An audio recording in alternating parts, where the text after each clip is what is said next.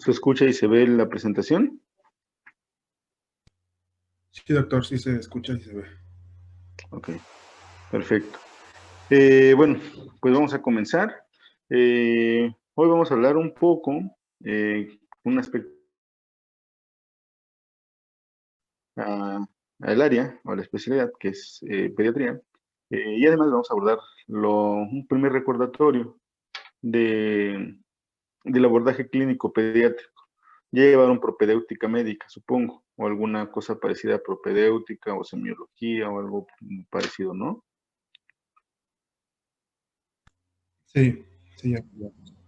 Ok. Entonces, mm, ¿ustedes saben cómo puedo regresarme a la presentación sin que se vuelva a apagar y cómo admitir a alguien? ¿O ustedes lo pueden admitir sin que cierre mi presentación? No. No, creo que solo usted puede admitir. Ok. Bueno, entonces empezaremos generalidades e inicio del aspecto del abordaje clínico pediátrico. ¿De acuerdo? Pediatría, por su etimología griega, significa el médico que está a cargo del niño. Del prefijo paidos, del sufijo iatros, paidos, niño, iatros, mente curandero. De tal forma que el pediatra es el encargado o el médico encargado de los cuidados de la salud de los niños. ¿Por qué surge la pediatría? Por ahí de los años 1800, 1700, eh, antes de estos siglos, la medicina estaba encaminada solamente al cuidado o la atención del paciente adulto. No solo del paciente adulto, de todos, pero no enfocada específicamente a la pediatría. Sin embargo, poco a poco la gente o los médicos se van dando cuenta que existe muchísima diferencia entre la atención del paciente adulto y la atención del paciente pediátrico. Diferencia de anatomía, diferencia de fisiología. Un paciente pediátrico, ya sea desde el recién nacido hasta el adolescente, siempre está en etapa de desarrollo. Un adulto ya no está en etapa de desarrollo. Generalmente sus funciones fisiológicas, metabólicas, son un tanto más estáticas. El paciente pediátrico no, siempre sus funciones metabólicas, fisiológicas, su neurodesarrollo, su desarrollo conductual, no son estáticas, van cambiando conforme va cambiando su grupo de edad. Y los médicos se comienzan a dar cuenta que no solo con los conocimientos que se tiene en general de la medicina, basta para cuidar a los niños. El niño se desenvuelve, o bueno, la definición clásica de salud de enfermedad nos dice que la salud es el bienestar biopsicosocial y no solo la ausencia de enfermedad.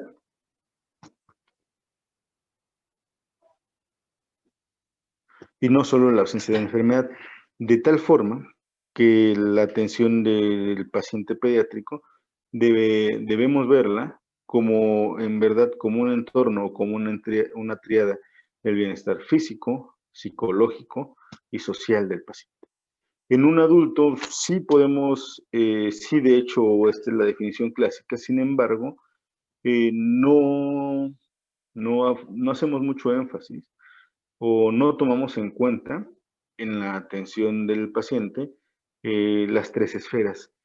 Casi siempre, como médicos, o en mi experiencia, los médicos que veo, siempre el enfoque que le dan a la atención del paciente adulto es físico, ni siquiera mental y mucho menos social. Es decir, se enfocan o basan su diagnóstico, su criterio en base al malestar físico que presente ese paciente.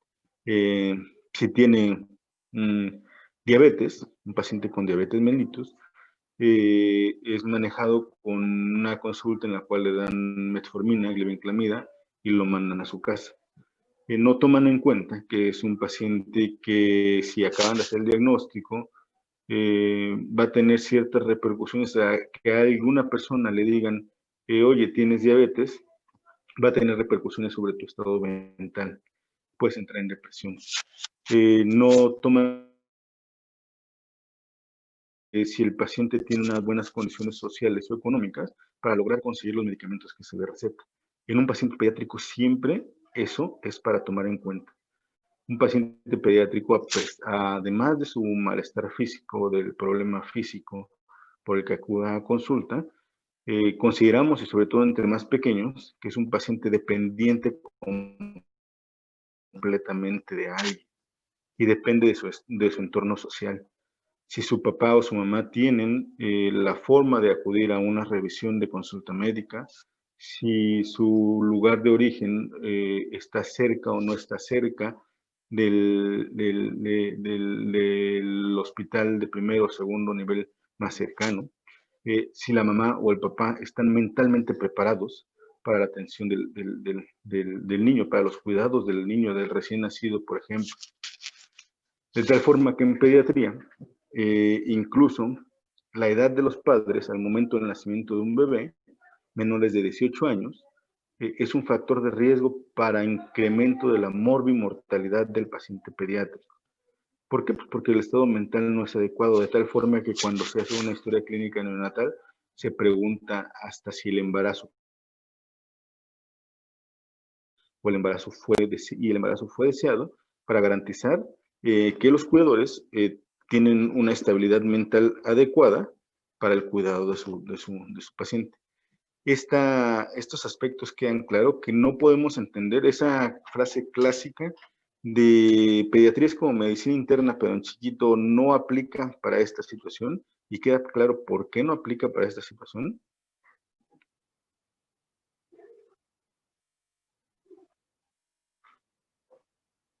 ¿Me escuchan? Sí, doctor. Sí, doctor. Ok. Muy bien. Entonces, ya dicho lo anterior, pediátrica entonces va a tener, le vamos a dar cierto tipo de atención especial, porque es una población especial, que como dijimos, está en crecimiento, está en desarrollo, y nunca es estática, nunca es estático el organismo de un paciente pediátrico. Esta curva que presentamos es cómo se va dando el incremento poblacional a través del tiempo, de tal forma que la última encuesta del INEGI del 2015, somos más de 100 millones de habitantes, somos muchísimos habitantes, somos 119.938.473 millones de habitantes, ¿de acuerdo? De esos, la mayor parte, una gran parte de la población, que es la base de esta pirámide, es hasta acá, es paciente pediátrico, ¿de acuerdo? Por aquí, ¿vale? Es decir, gran parte de los pacientes que ustedes van a ver en consulta, o gran parte de la población es paciente pediátrico. Y gran parte de los pacientes que ustedes van a ver, no me temería equivocar, que mínimo el 50% de los pacientes que ustedes van a ver, aún siendo médicos generales, van a ser pacientes pediátricos. De ahí la importancia de aprender un poco de pediatría. Es a veces un poco lamentable ver que de la especialidad que menos se sabe, ya sea si eres de otra especialidad o eres médico general, de la especialidad que menos se sabe, que menos se aprende, es de pediatría. En general, un médico general puede atender pacientes de cirugía, es decir, puede hacer un diagnóstico del cuadro de abdomen agudo, puede diferenciar entre una colecistitis, una apendicitis, una pielonefritis, por ejemplo. Un paciente, un médico general o un cirujano, inclusive, por decir algo, es capaz de diferenciar un síndrome isquémico coronario agudo, pero la mayoría no es capaz de diferenciar un periodo de adaptación pulmonar prolongado y taquipnea transitoria del recién nacido, por ejemplo. La mayoría cualquier médico puede llegar a tratar una hipoglucemia de un adulto, pero la mayoría no tienen idea de cómo tratar una hipoglucemia en un recién nacido o en un paciente pediátrico. ¿Por qué? Porque en realidad y en términos generales en todos los hospitales, en todas las consultas donde he estado, la importancia que se le da al aspecto pediátrico es muy, muy poca. Y entonces para eso a mí se me hace importante recalcarles que el paciente pediátrico no es un paciente adulto chiquito, tiene sus diferencias, tiene muchísimas diferencias y mucho más complejidad, porque está en crecimiento, está en desarrollo, está con constantes cambios. La mayor parte de la población a nivel nacional son pacientes pediátricos, ¿de acuerdo? La diapositiva que sigue es importante porque nos enseña las primeras causas de muerte en pediatría. Más adelante, o en unas diapositivas más, veremos la clasificación pediátrica por grupo de edad. Es importante tenerla en cuenta, y uno de los aspectos relevantes es reflejarla en este cuadro, en donde observamos que la primera causa de muerte en pacientes menores de 1 año se ven implicadas en el periodo perinatal, es decir, en el primer mes del nacimiento de un bebé, y se sorprenderían al ver, como a veces los pediatras vemos, que muchas de esas enfermedades en el primer mes son prevenibles y que no es que solo eran prevenibles, ni siquiera eran enfermedades. La mayor parte de eso, seguramente más del 50% de esos 13.060 muertes menores de 1 mes de edad, fueron por malos cuidados, porque el médico no supo orientar sobre la lactancia materna,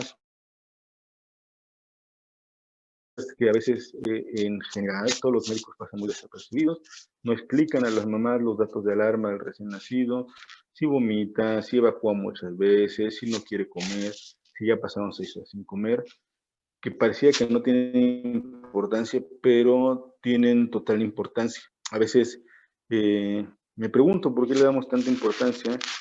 Sí, digo, es importante los pacientes adultos. Sin embargo, ¿qué podemos hacer con un paciente de 70, 80 años con EBC? Cuidados. Pero ¿qué se puede hacer con un paciente recién nacido que solamente al darle buenos cuidados o al saber explicar los buenos cuidados del recién nacido, podemos evitar complicaciones que desencadenen hemorragias cerebrales, en paros cardiorrespiratorios, en asfixias natales? Solamente con saber esta parte importante de pediatría y saber explicar o saber que es importante que los niños se mueren a esta edad y que es importante explicar a los familiares los cuidados en esta etapa. Y en el resto de las edades pediátricas, por lo menos hasta los 15 años, causa de muerte, accidentes en general.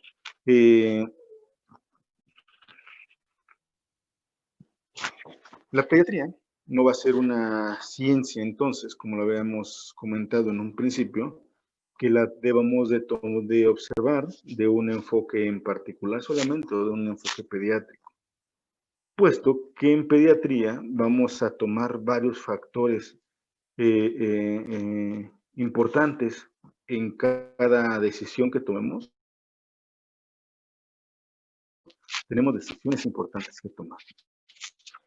Si los familiares del paciente tienen dinero o tienen recursos para la atención de este nuevo paciente, para la compra de medicamentos que van a hacer de los pacientes, si es que le vamos a recetar medicamentos costosos, no costosos, si los familiares van a tener para pagar todos, eso lo debemos de tomar en cuenta para buscar alternativas para la atención de nuestro nuevo paciente hasta el inicio de la alimentación.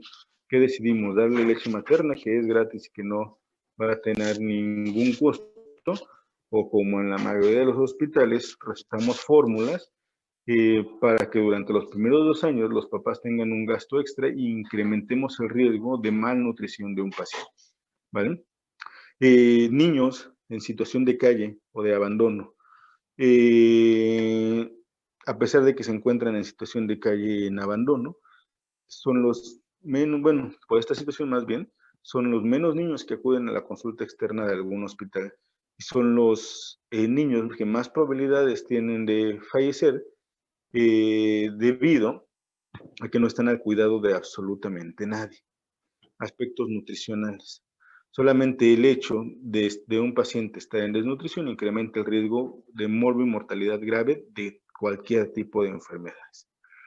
Algo que no tomamos muy poco en cuenta, ni siquiera los pediatras, es los aspectos de migración.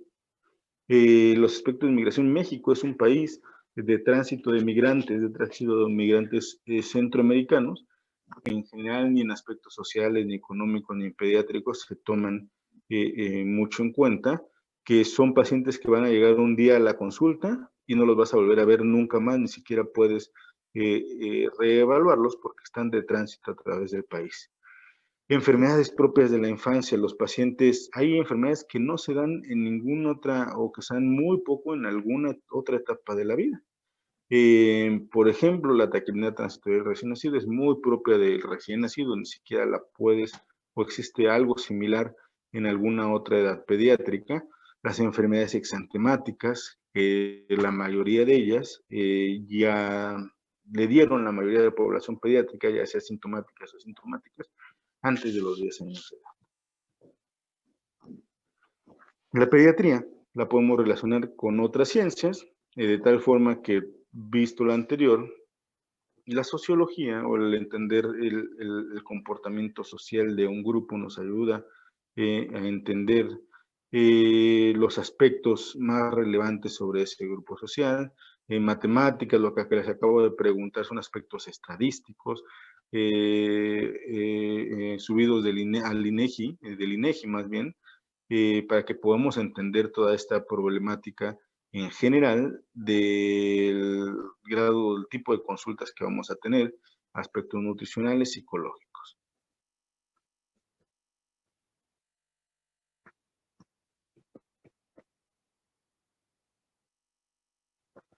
La pediatría va a tener estrecha relación con todas las áreas de la medicina, con todo el resto de las especialidades médicas. De tal forma que un niño podrá ser visto siempre por todas las áreas médicas y se darán cuenta que hasta existe cada subespecialidad de la pediatría para cada rama médica. Así existirá imagenología pediátrica, cardiopediatría, infectología pediátrica,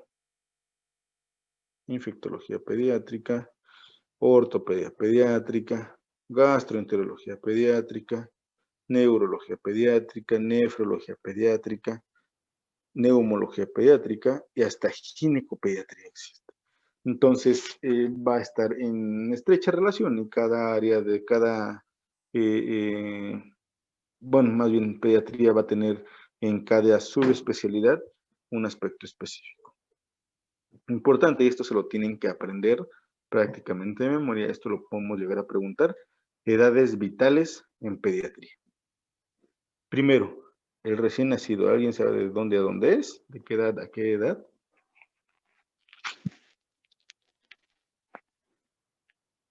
¿Me siguen?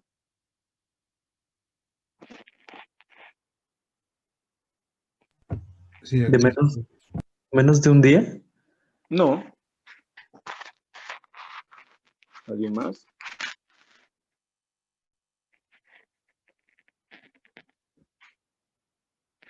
Creo que esta sí. ¿Podrían ser hasta los 28 días?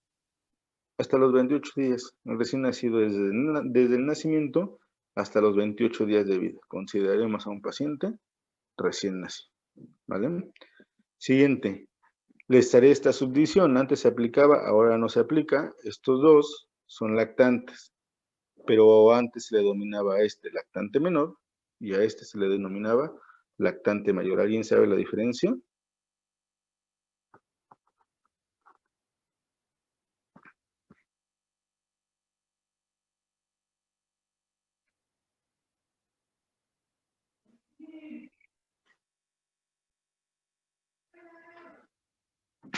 ¿Tienen Me parece que era... perdón. No, tú. A ver, uno diga lactante menor y otro lactante mayor.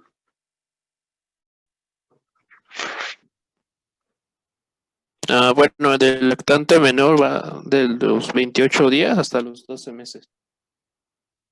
28 días hasta los 12 meses. Ajá. Ok, ¿sí? ¿Y el lactante mayor? De los 12 meses hasta los 24 meses. Ok, hasta los 24 meses. Luego, esta edad se llama,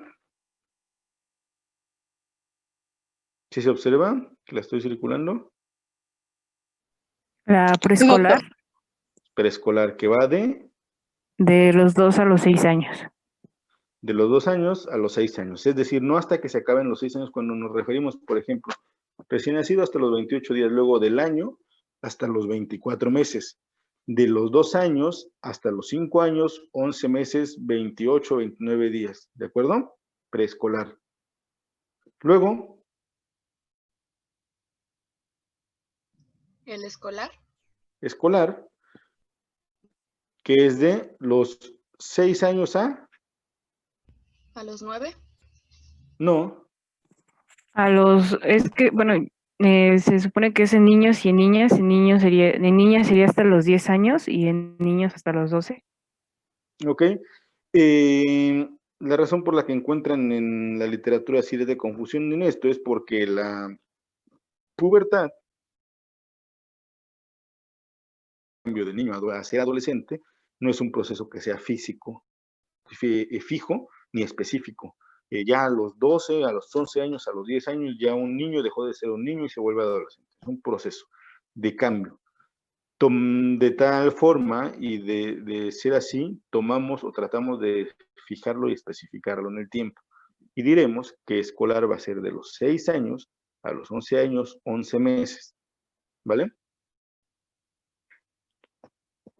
Y adolescente de los 12 a los 18 años. Entonces, es importante porque cada grupo de edad de los pacientes pediátricos va a tener sus propios padecimientos específicos, sus propias áreas a valorar del desarrollo y del neurodesarrollo, sus propias causas de mortalidad, sus diferentes dificultades en la atención clínica diaria, de tal forma que un lactante menor, un recién nacido, generalmente nunca van a quejarse para asistir a la consulta. La atención de la consulta diaria de un lactante mayor o de un preescolar va a ser muy difícil, puesto que van a llorar casi inmediatamente al entrar al consultorio. Un adolescente casi ni siquiera quiere ir, nunca vamos a ver visitas de adolescentes, muy pocos adolescentes van a visitar al médico. Y cada aspecto, cada edad pediátrica tiene su aspecto relevante en fisiológico, anatómico, desarrollo, inclusive en el abordaje diario de la consulta. ¿Cómo hacemos una historia clínica pediátrica? Es, en general, muy parecida a la historia clínica de cualquier paciente adulto. Es parecida, la base es igual, ¿vale? A grandes rasgos, llevamos el padecimiento actual. En pediatría tratamos de ser más específicos, más cuidadosos en el padecimiento actual para desglosar cada padecimiento semiológicamente hablando, antecedentes heredofamiliares, perinatales son importantes, ahorita vamos a hablar de cada uno de ellos, personales no patológicos, personales patológicos, antecedentes ginecológicos más bien, interrogatorio por aparatos y sistemas, exploración física y diagnóstico. La historia clínica pediátrica la vamos a terminar hasta el diagnóstico y algunos consideran hasta el tratamiento acabamos una historia clínica. Muy bien, la ficha de identificación para la buena atención o la buena calidad de atención del paciente, los dos parámetros para identificar correctamente a un paciente es nombre y fecha de nacimiento en todos lados. ¿Vale? Son los dos parámetros principales para la identificación correcta del paciente. La edad es la que tiene en ese momento, no la que va a cumplir, para que lo logremos ubicar o categorizar según el grupo de edades pediátricas que vimos. ¿Quién presenta al recién nacido y quién, al paciente, perdón, pediátrico? ¿Y quién se va a hacer cargo de sus cuidados? ¿Padre, madre o tutor? Es importante en cualquier unidad de hospitalización tener el nombre de la persona que tiene los cuidados del recién nacido y el número de teléfono al cual nos vamos a contactar para para dar cualquier información sobre ese tipo de paciente, sobre el paciente en cuestión. No es algo que le competa a trabajo social, de hecho es parte del trabajo médico. Su domicilio se sorprenderían de ver las veces que los niños se quedan abandonados 3, 4, 5 días, una semana en el servicio de pediatría o en el servicio que le corresponda, y ningún familiar llega a hacerse cargo de los cuidados del paciente en cuestión. Entonces el teléfono y el domicilio se vuelven de vital importancia. Siempre será importante saber el estado conyugal de los padres y a veces la relación entre ellos mismos. También sorprendería ver todos los problemas que a veces hay de cuidados del paciente pediátrico, ¿cómo le llaman? De guardia y custodia del paciente pediátrico, si se lo queda la mamá, si se lo queda el papá, si está a cargo de alguna otra institución gubernamental. Es importante saber esa situación. Cuando se elaboró la historia clínica, obviamente, la religión, muchos tipos de religiones no se llevan con diferentes tipos de tratamientos, y la escolaridad del paciente. Padecimiento actual. Esto es donde una de las situaciones donde se encuentra o encuentro muchísimas deficiencias en cualquier hospital al que lleguemos a acudir, los padecimientos actuales, y es una de las principales causas, les debo decir, de fallo en el diagnóstico médico. No elaboramos nada bien los padecimientos actuales, no sabemos interrogar padecimientos actuales. El padecimiento actual se va a desglosar de inicio en los signos o síntomas que el paciente nos refiere. La mayoría de las veces que se observo una historia clínica o vemos una nota médica, describen el padecimiento actual como paciente pediátrico de 2 años de edad que acude por presentar vómitos, diarrea, dolor abdominal y fiebre. Refiere la madre que haya acudido con múltiples médicos y que le han dado tal medicamento. Ese es el padecimiento actual. Y así no se refiere a un padecimiento actual. Un padecimiento actual se desglosa primero por síntomas. ¿Qué tiene? Vómito. ¿Cuándo inició el vómito? Bueno, antes de cuándo inició el vómito. Una pregunta particularmente importante que se debe hacer es, como consejo o como recomendación, y que me ha servido mucho, es, antes de eso, ¿el paciente estaba completamente bien? Un error muy frecuente que ocurre es que describen un padecimiento actual cuando el padecimiento actual lo describen, no sé, un miércoles y el padecimiento actual había empezado un lunes. Solo por no hacer esa pregunta. Ejemplo, la mamá dice, mi niño empezó ayer con tos y fiebre.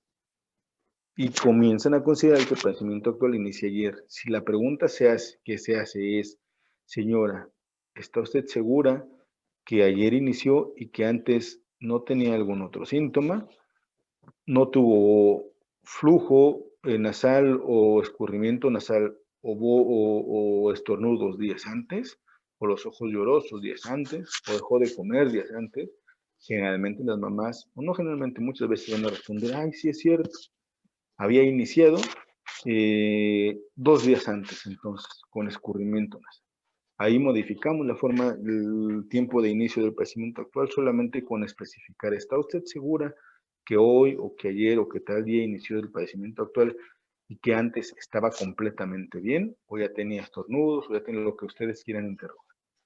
Entonces, lo primero que se debe especificar es el inicio del padecimiento actual. Después de desglosar cada uno de los signos y síntomas, en el caso del vómito, ¿cuándo inició con el vómito? ¿Cuántos vómitos ha presentado desde ese día hasta el momento? ¿De qué características es ese vómito? ¿Es alimentario? ¿Es sanguinolento? ¿Es fecaloide? ¿Es biliar? ¿Ese vómito está acompañado de náuseas? ¿O si ni siquiera náuseas le dan y el vómito es totalmente en proyectil, están más o menos normal y vomita en proyectil? ¿Hay algo con lo que le dé más vómito o con lo que se le quite el vómito?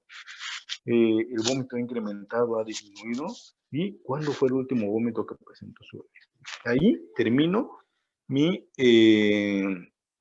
la semiología de mi síntoma, el vómito. Luego dice, dolor abdominal. ¿Cuándo comenzó a doler que le dolía la pancita? Ok, entonces ese fue el inicio del padecimiento actual. La pancita se ve que le duele toda, o es posible definir algún lugar en donde tenga el olor abdominal o duele todo el abdomen, o es un bebé y no es posible definirlo. ¿Cómo lo nota? ¿El dolor lo tiene todo el tiempo está irritable? ¿O es intermitente? A veces le da el dolor, a veces se le quita el dolor. Ese dolor le da más cuando usted le da leche, cuando usted le da agua, o se le quita cuando hace la popó, cuando echa o canaliza gases. Bueno, entonces a lo que me refiero es que en el padecimiento actual deben desglosar cada signo y cada síntoma de este apartado y notarán, conforme les vaya dando su experiencia en medicina, que eso les va a ayudar mucho a realizar mejor calidad de diagnósticos. Siguiente, antecedentes heredofamiliares. ¿Qué es importante saber? De la mamá y del papá, todo. Todo. No podemos nada más poner interrogados y negados. Mamá, ¿qué edad tiene? ¿Es totalmente sana? ¿Qué grupo sanguíneo tiene? Y si tiene algún tipo de tóxico. Mamá y papá añosos, por ejemplo, se relacionan con enfermedades al nacimiento de tipo cromosómicas, con cromosomopatías, en general con síndrome de Down. ¿Vale? Estado de salud de la mamá o del papá. Otro ejemplo, la mamá tiene diabetes, el bebé tiene 1 año y medio de edad y le dan hipoglucemia, le comienza a dar hipoglucemia de la nada. Pues muchas veces el paciente toma los medicamentos de la mamá, se los ingiere y comienzan a darle hipoglucemias. Entonces, estado de salud de los padres. Grupo sanguíneo y RH. Enfermedades como incompatibilidad al grupo sanguíneo o enfermedad hemolítica del recién nacido. Para estas nos atañe saber el grupo sanguíneo de los padres. Y toxicomanía, sobre todo para saber el tipo de cuidados que tienen nuestros pacientes. Hermanos, ¿cuántos hermanos tienen? ¿Qué edades tienen? Del más grande al más pequeño. Y si estos tienen algún tipo de enfermedad. Hay enfermedades genéticas, en general, relacionadas con consanguinidad. Crónico-degenerativos de algún paciente de la familia, anomalías congénitas, patologías neurológicas y accidentes en la familia. ¿Vale? Siguiente, perinatal. En los perinatales, cuando ustedes hagan una historia clínica perinatal, debe llevar todo esto. Madre, padre, edad de la madre, edad del padre, grupo sanguíneo de la madre, grupo sanguíneo del padre, estado de salud de la madre, estado de salud del padre, a qué se dedican cada uno. ¿Qué número de embarazo es? De esos embarazos, ¿cuáles han sido partos? ¿Cuántos han sido abortos? ¿Cuántos han sido cesáreas? ¿Y qué condiciones tuvieron al nacimiento? ¿Cuánto pesaban al nacer los productos anteriores? Y si aún están vivos o presentaron alguna complicación y fallecieron en el transcurso de su vida. ¿Cuántas consultas prenatales hicieron y cuántos ultrasonidos? No es lo mismo una consulta prenatal en donde valoran estudios como VIH, VDRL, hacen diagnósticos de diabetes gestacional, de hipertensión gestacional, hacerse un simple ultrasonido. Apenas me comentaba un médico interno que se podía tomar en cuenta que le dijo la mamá que se hizo muchos ultrasonidos, 7, 8 ultrasonidos, como si esos fueron consultas prenatales. Pues es necesario averiguar si en realidad fueron consultas o solo fueron ultrasonidos. La gente y los médicos actualmente me voy dando cuenta que tenemos un buen control prenatal. Solo con ver al bebé es un control prenatal adecuado. No, realmente los ultrasonidos tienen cierta indicación, si ya vieron clases de ginecología y obstetricia, en cada semana de gestación tienen cierta indicación y nos sirven para algo en cada una de las semanas que están indicadas. ¿Vale? Entonces, nada, no se pueden intercambiar consultas prenatales y ultrasonidos, o sea, ni siquiera cercanamente lo mismo. La ingesta de vitaminas y algunos otros medicamentos, vitaminas generalmente ácido fólico y hierro. Exposición a radiación. Si la mamá tuvo algún, no sé, trauma, por ejemplo, la tuvieron que hacer una tomografía o una radiografía, y en qué trimestre del embarazo se llegó a presentar esto. Es importante que se les haya hecho Descartar infecciones de transmisión sexual, VIH, puesto que el virus de la inmunodeficiencia humana, inclusive en una mamá embarazada, podríamos disminuir al máximo los riesgos de la transmisión vertical de esta enfermedad. VDRL, el manejo igualmente de la sífilis en cualquier periodo del embarazo, sobre todo en el primer trimestre, nos lleva a cierto tipo de malformaciones, y en el último trimestre la expresión de la enfermedad en el recién nacido. Entonces el manejo en paciente embarazada se debe de hacer de forma ideal. Inmunizaciones como toxoide tetánico, una enfermedad que se ve con relativamente muchísimo menor frecuencia que antes, es el tétano neonatal.